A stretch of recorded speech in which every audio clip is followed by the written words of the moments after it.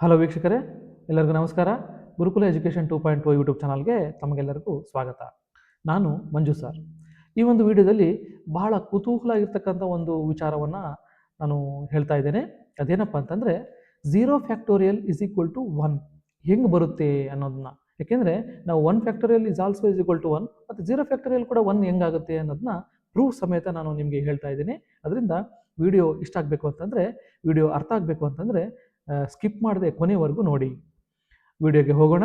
ಹೋಗೋಕ್ಕಿಂತ ಮುಂಚೆ ಇನ್ನೂ ಯಾರೆಲ್ಲ ನಮ್ಮ ಚಾನಲನ್ನು ಸಬ್ಸ್ಕ್ರೈಬ್ ಮಾಡ್ದೇ ನೋಡ್ತಾ ಇದ್ದೀರೋ ಸಬ್ಸ್ಕ್ರೈಬ್ ಮಾಡ್ಕೊಂಡು ಬನ್ನಿ ಅಂತ ಹೇಳ್ತಾ ಈಗ ವಿಡಿಯೋಗೆ ಹೋಗೋಣ. ನಾವು ಫ್ಯಾಕ್ಟೋರಿಯಲ್ ಫೈಂಡ್ ಔಟ್ ಮಾಡೋದು ನಮಗೆಲ್ಲ ಗೊತ್ತಿದೆ.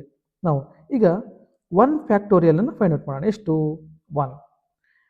2 ಫ್ಯಾಕ್ಟೋರಿಯಲ್ ಫೈಂಡ್ ಔಟ್ ಮಾಡೋಣ. ಎಷ್ಟು? 2 ಇಂಟು 1 ಇಸ್ ಈಕ್ವಲ್ ಟು 2.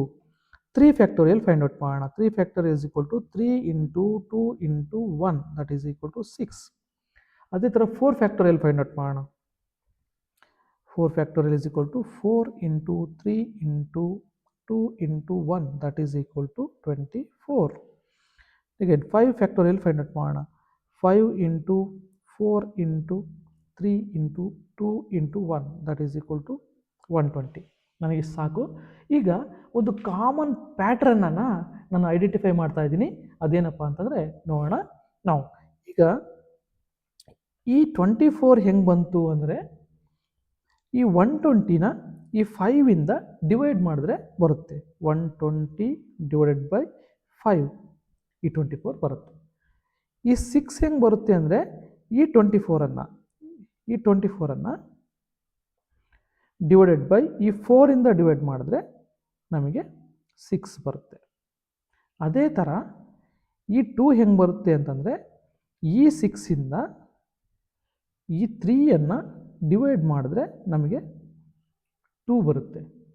ಅದೇ ಥರ ಈ 1 ಹೆಂಗೆ ಬಂದಿದೆ ಅಂತಂದರೆ, ಈ 2ಅನ್ನು ಈ 2ಇಂದ ಡಿವೈಡ್ ಮಾಡಿದ್ರೆ ನಮಗೆ 1 ಬಂದಿದೆ. 1 ಫ್ಯಾಕ್ಟೋರಿಯಲ್ ಹಿಂದಿಂದ ಎಷ್ಟು? 0 ಫ್ಯಾಕ್ಟೋರಿಯಲ್. ಹಾಗಾದರೆ 0 ಫ್ಯಾಕ್ಟೋರಿಯಲ್ ಹೆಂಗೆ ಬರುತ್ತೆ? ಈ 1ಇಂದ